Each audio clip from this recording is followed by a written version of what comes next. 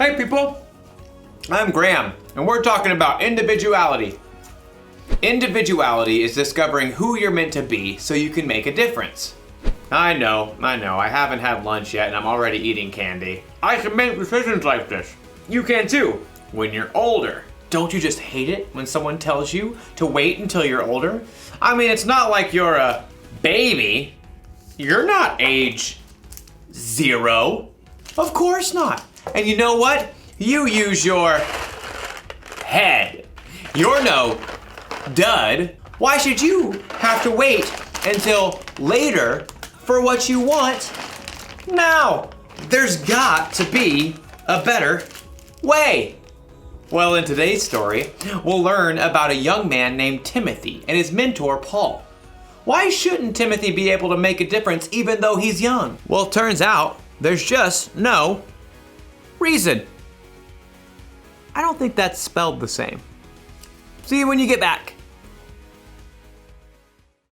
The Bible. It's 66 books of history, stories, letters, and poetry that fit together to form God's one big story.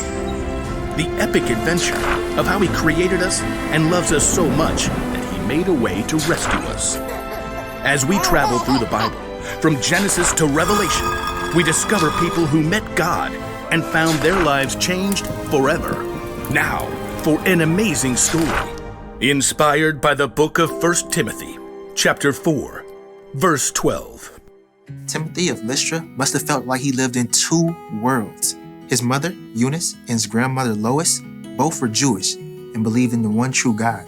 Hear, O Israel, the Lord our God, the Lord is one. Hear, O Israel, the Lord our God, the Lord is one. But Timothy's father was Greek and likely not a believer. Just work hard and be a good man, son. That's what really matters. Okay, Dad. One day, two men arrived in Lystra. Timothy may have heard them speaking in the center of town. Jesus is the Christ, the Son of the living God. You can turn to him now. One of the two men even healed a man who had never been able to walk. The crowd was amazed. The gods have come down to us in human form. Uproar engulfed the city. People even tried to offer sacrifices to the two men, Paul and Barnabas, as if they were gods. But in the middle of the chaos, a group of Jews from nearby towns where Paul and Barnabas had preached showed up and convinced everyone to attack the man with stone instead. Though the Jews dragged Paul outside the city and left him for dead, Paul got right back up. Timothy really surely heard about it. The power of this Jesus is real. Paul left for Derbe the next day and returned again to Lystra.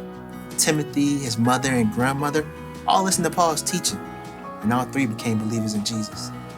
Paul continued on his journey, but left behind a small, thriving new church. We must pray each day. And teach each other. Timothy, in the meeting tomorrow, you should tell the story Paul shared. The one about how Jesus raised a dead man. Oh, but I don't really like to talk in front of people. I think you shall do very well. By the time Paul had returned several years later, Timothy had become a faithful disciple of Jesus. Everyone at the church spoke well of him. Timothy knows all the Hebrew scriptures. He is kind to everyone, not just those who are Jewish. And his father is a Greek man? Oh, yes.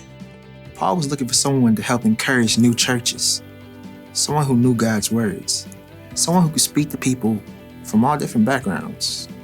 Timothy, I'd like you to travel with me and Silas and Luke. Me? Of course you.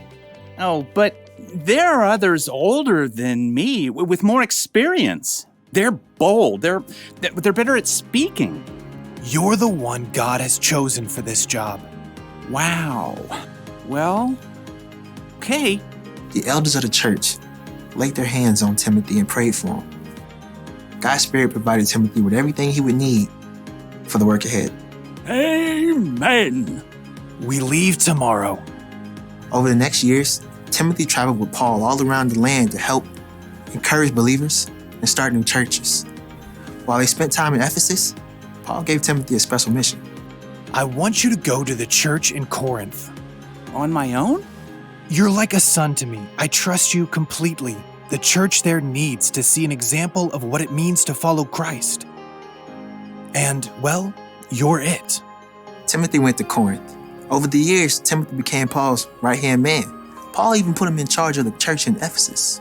The leaders in Ephesus are so much older than I am. Will they even listen to me?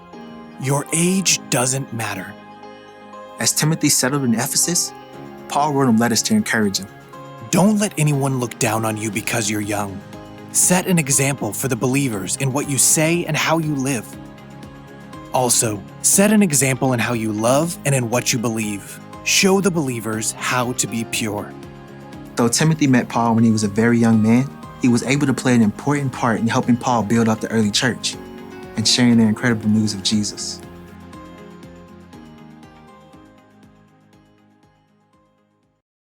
When Timothy was still a young man, the Apostle Paul wrote him a letter. In the letter, Paul wrote, "Don't let anyone look down on you because you are young. Set an example for the believers in what you say and in how you live." You know what that means? You don't have to wait until you're older to make a difference. You could be an example for other people right now by how you live your life. When a friend is feeling down, you can help them find joy. You can make peace when you see two people fighting, and you can tell them to stop. By spreading God's love to the people around you, you can actually point others to Jesus. He's a real lifesaver. So here's the one thing to remember today. You can make a difference right now. Whether you're a junior or as old as 100, you can choose to be an example and make a difference, no matter what. Now, to eat all this candy. Not really. I'm no dud either. I'll see you next time.